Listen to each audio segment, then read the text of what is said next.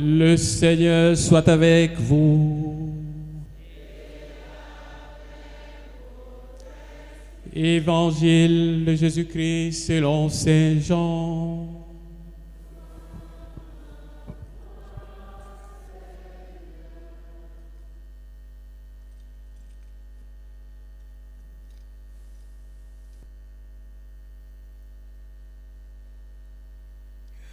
The Holy Gospel will be proclaimed according to St. John chapter 1, 6 to 8, 19. Il y eut un homme envoyé par Dieu.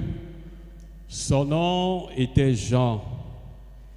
Il était venu comme témoin pour rendre témoignage à la lumière, afin que tous croient par lui. Cet homme n'était pas la lumière, mais il était là pour rendre témoignage à la lumière. Voici le témoignage de Jean.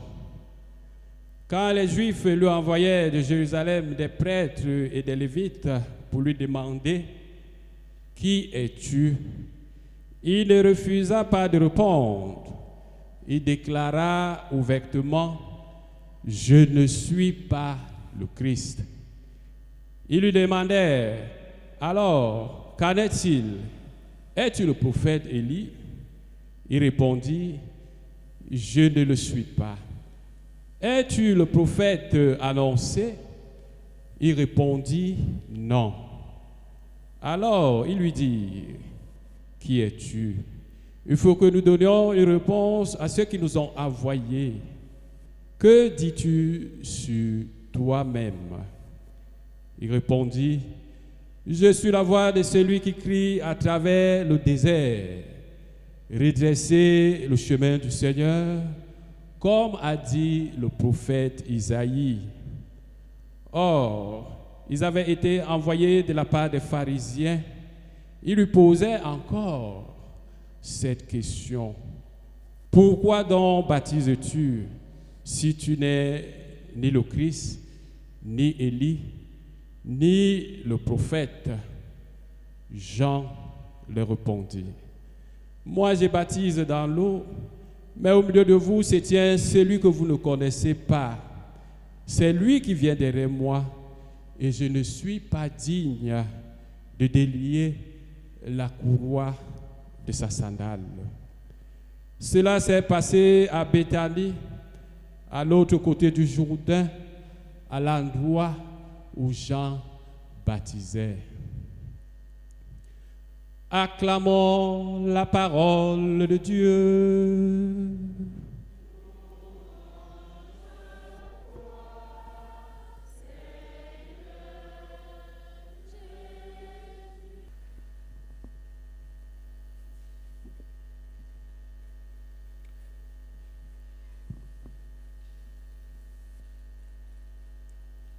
Chers frères et sœurs, nous célébrons le 3e dimanche de l'Avent,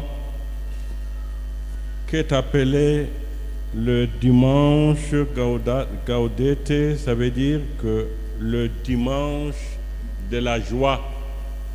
Comme nous le savons, nous sommes pendant ce temps de conversion, ce temps de renoncement. Alors, ce temps de sacrifice, mais aujourd'hui de manière particulière, on nous demande d'accueillir la joie que nous procure notre Seigneur Jésus-Christ, la vraie joie. Et nous devons nous préparer à célébrer la naissance de notre Seigneur Jésus-Christ, lui qui nous donne la plus grande joie, la joie d'être avec lui, lui qui s'est fait l'un d'entre nous, et cela pour être avec nous. La joie qui nous inonde aujourd'hui, c'est la joie de Noël. La joie qui nous transforme totalement. Notre prière en ce dimanche donc de la joie nous invite à demander à Dieu de diriger notre joie vers la joie d'un si grand mystère. C'est ce que nous venons de demander. C'est lui d'être avec le Christ qui est au milieu de nous. C'est cela le sens de notre vie en Dieu. Ce que nous avons à demander particulièrement aujourd'hui, c'est d'entendre la parole de Dieu et de nous ouvrir totalement à elle. Et nous avons des témoins qui nous montrent comment arriver à cette joie parfaite. Le premier ici d'abord qui nous invite à l'écoute, c'est Jean le Baptiste, l'envoyé de Dieu.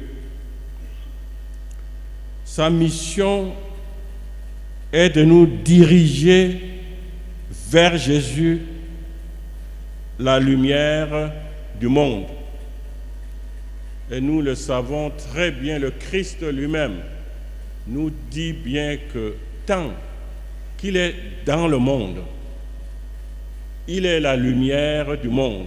C'est-à-dire, c'est lui qui nous éclaire,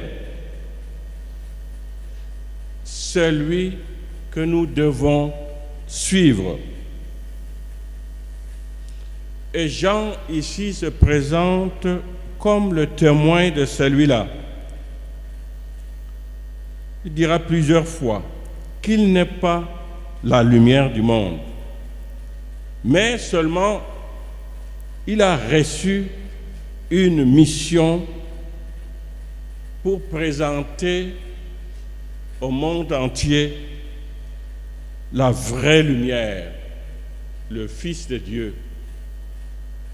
Et comme nous le savons très bien dans notre monde aujourd'hui, combien de personnes se présentent à nous comme, n'est-ce pas, des gens qui veulent nous tout donner, qui veulent nous guider, nous orienter, qu'ils possèdent la plénitude de la vérité.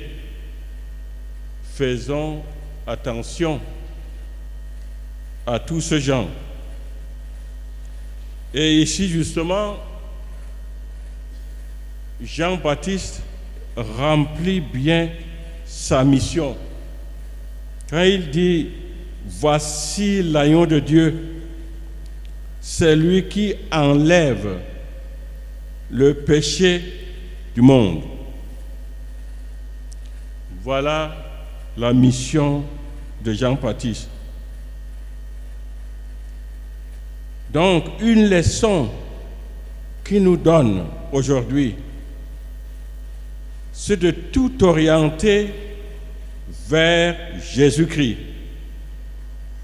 la lumière du monde. Et lui-même, Jean-Baptiste, s'efface totalement devant lui. Vous voyez, plusieurs fois, on lui pose la question, « Es-tu cette lumière-là » Il dira plusieurs fois non, non, non.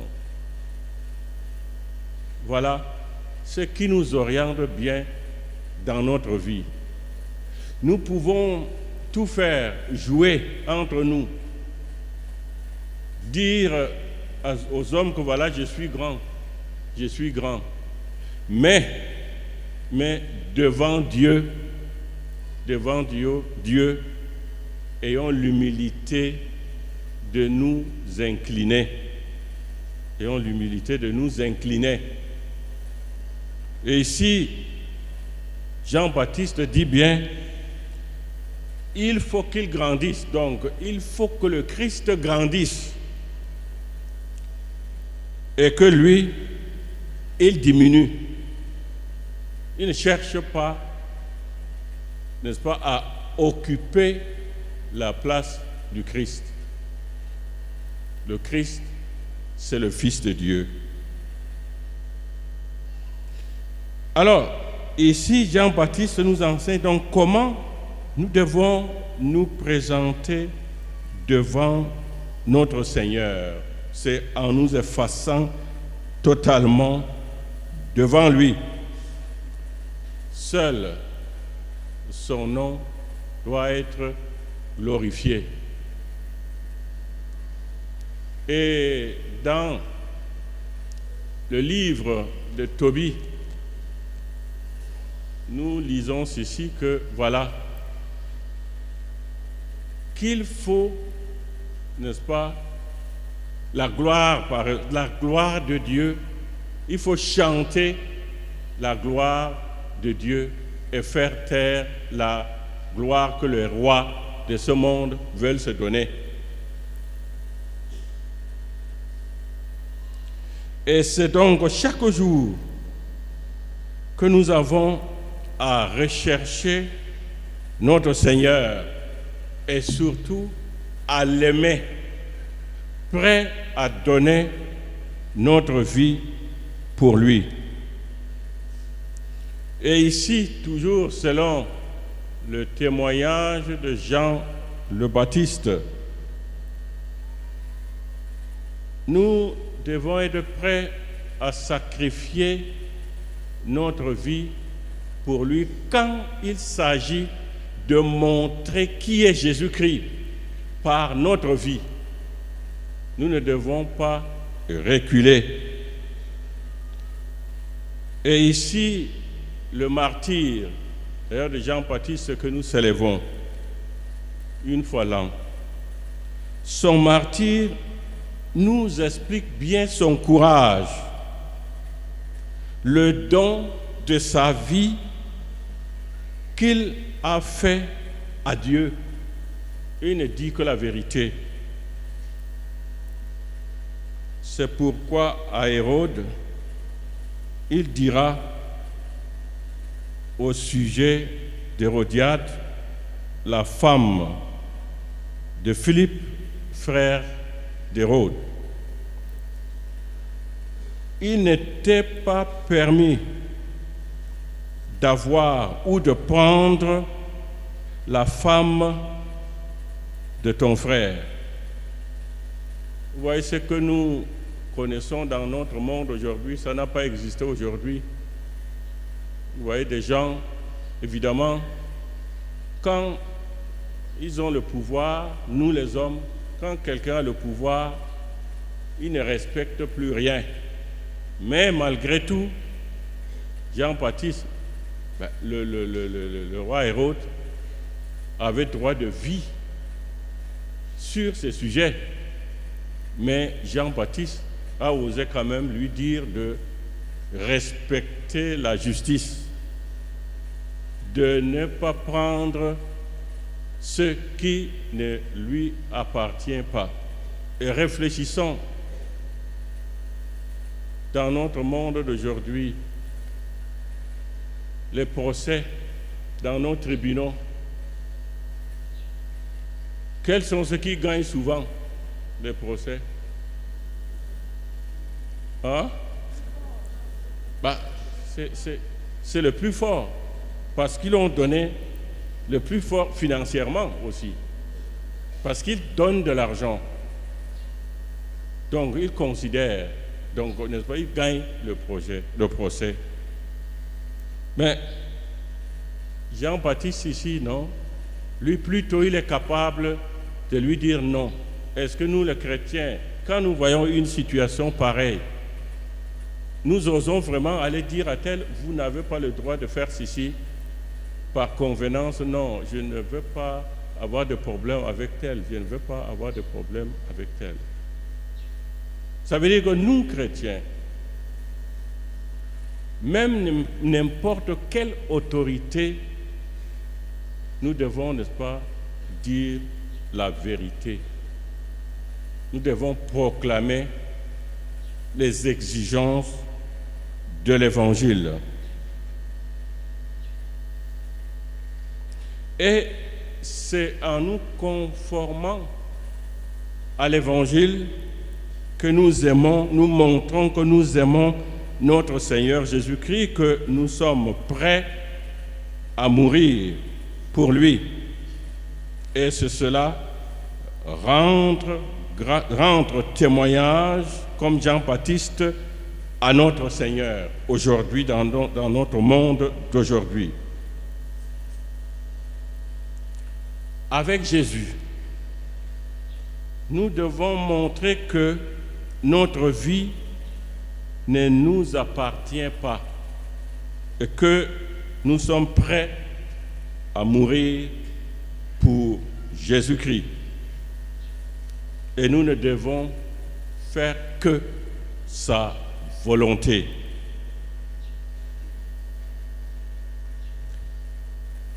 Et dans notre monde d'aujourd'hui, dans notre société, nous devons nous définir comme Jean-Baptiste par notre engagement à annoncer l'Évangile, c'est-à-dire à être témoin de notre Seigneur Jésus-Christ. Ici, contemplons ce témoignage dans l'Évangile en la personne de Jean le Baptiste. Voilà ce qu'il dit. Il nous dit bien qu'il est seulement la voix qui crie dans le désert. Je suis la voix de celui qui crie dans le désert. Dans le désert ici, ça prend aux deux sens. Peut-être qu'il s'est éloigné au désert, mais il est au milieu du monde, au milieu des gens, parce que les gens refusent de l'écouter et la société se présente devant lui comme le désert, parce que personne ne l'écoute. Et il continue, cette voix-là, redresser le chemin du Seigneur, comme a dit le prophète Isaïe. Voilà sa mission, redresser le chemin, nous préparer à chaque jour à attendre notre Seigneur Jésus-Christ. Et nous, en tant que témoins de notre Seigneur, nous n'avons pas à cacher la force de l'Évangile. Notre monde a besoin aujourd'hui de témoins.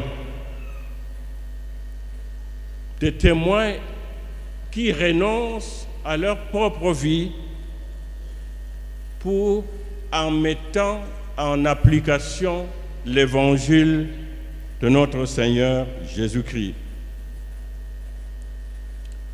Et ici, lorsque nous voulons vraiment accueillir la joie, qu'est-ce que cela signifie? Le chemin qui conduit à la joie, tel que Jean-Baptiste nous le montre, n'est pas un chemin facile. C'est en portant notre croix que le Christ nous donne de réaliser l'idéal, ce qui doit être fait, qu'il nous donne donc, qu'il est venu cet idéal qu'il a réalisé sur la terre. La joie que nous offre le Christ s'épanouit en nous lorsque nous entrons dans le projet de Dieu. Nous nous abandonnons totalement à Dieu. Et ainsi, nous découvrons ce que nous appelons l'expression même de notre Seigneur Jésus-Christ, les pensées de Dieu. C'est-à-dire arriver à entrer dans le mystère de la personne de notre Seigneur Jésus-Christ. Nous lui disons donc à chaque instant oui. Et justement, les personnages aujourd'hui, les personnes dont nous méditons le message aujourd'hui nous le montrent bien. Jean-Baptiste peut dire qu'il est heureux. C'est parce qu'il a obéi à l'évangile. Il a obéi, n'est-ce pas, à tout. Il a obéi à Jésus-Christ parce que lui, il prépare donc les gens à accueillir Jésus-Christ. Mais il n'était pas triste, il vivait au désert. Mais c'est ces chemins-là qui nous montrent aujourd'hui donner tout à Jésus-Christ. Et ici, nous avons aujourd'hui l'exemple de la Vierge Marie. Nous venons de lire une partie du Magnificat. Mon âme exulte en mon Dieu, parce que c'est de ce texte-là que le Magnificat a été composé. Mon âme exalte le Seigneur, exulte mon esprit en Dieu mon Sauveur. La Vierge Marie a accepté de vivre totalement cela, de se donner totalement à Dieu pour être heureuse, elle, ou bienheureuse. C'est cela. Et ici, un autre témoin, l'apôtre Saint Paul, qui nous invite donc à vivre dans la joie. Mais comment se présente cette vie-là? Lisons le texte. Frères, soyez toujours dans la joie, priez sans relâche, rendez grâce en toutes circonstances. C'est la volonté de Dieu à votre égard dans le Christ Jésus. Donc, il n'y a qu'une voie pour être heureux, pour avoir justement la joie que Dieu nous donne. Passer notre temps à louer le Seigneur, à chanter ses louanges, à tout donner à Dieu. C'est cela, et souffrir pour cela. C'est cela le chemin de la joie.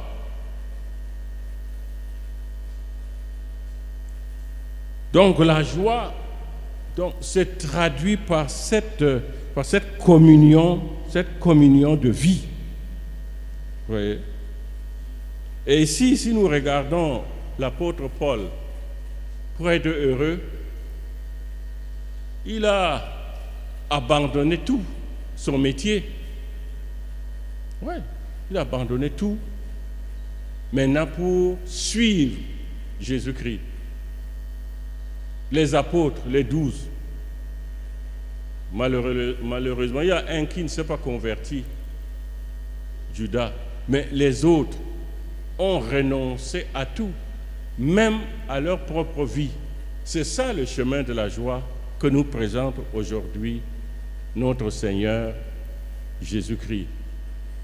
Mais nous pensons que peut-être, voilà, être heureux, c'est boire 2 ou 3 bouteilles de bière chaque jour, ou vider une bouteille de whisky chaque jour, et cela, nous sommes assommés, nous dormons. C'est ça la joie? Non. La joie, c'est confier de manière totale notre vie à Dieu, et c'est Dieu qui nous procure cette manière d'être, de marcher dans la voie qu'il a tracée pour nous. Donc la joie ici se traduit par une vie de communion avec Dieu. C'est la source de notre joie. C'est Dieu lui-même. Et tout ce qu'il a fait pour nous sauver par son Fils. Ce que l'Esprit fait en nous chaque jour. C'est dire que notre joie n'est pas une joie de circonstance. Non. Malgré tous les problèmes, nous savons que nous sommes heureux parce que nous vivons en communion avec notre Seigneur Jésus-Christ, que nous lui appartenons, que nous demeurons en lui. Pensons au 15e chapitre de l'Évangile selon Saint Jean, qui nous invite à demeurer en lui. Lorsque nous demeurons effectivement en Jésus-Christ, voilà, nous avons la joie, parce que nous sommes avec celui qui nous sauve, notre Sauveur. Et ici, le prophète lui-même, par son travail, il est heureux, le prophète Isaïe. Et il nous invite, n'est-ce pas, à redécouvrir chaque jour la source de la joie qui nous comble. Et nous retrouvons cette expression-là. Je tressaille de joie dans le Seigneur. Mon âme exulte en mon Dieu. Cela ne veut pas dire qu'il ne rencontre pas de difficultés, mais il arrive à vaincre les difficultés par la vie avec le Seigneur. Ce que nous avons à demander aujourd'hui à notre Seigneur, c'est de nous accorder la grâce d'être avec lui, de vivre en communion avec lui, avoir le courage d'avancer malgré les difficultés que nous rencontrons dans la vie. Et nous devons nous présenter partout comme des hommes qui connaissent un secret. Le secret, c'est quoi? C'est d'être avec Jésus-Christ. C'est en nous. Nous sommes en communion avec lui. Il nous parle et nous répondons. Et c'est ce que nous retrouvons, n'est-ce pas, dans la Bible. On dit l'homme le plus grand, c'est Moïse, parce que Moïse parlait, n'est-ce pas, parlait avec Dieu. Dieu lui répondait. Vous voyez? C'est cela que nous avons à vivre. Répondre, communier avec Dieu, écouter Dieu, il nous parle et nous répondons. C'est cela notre vie, c'est cela la joie que nous devons avoir toute notre vie.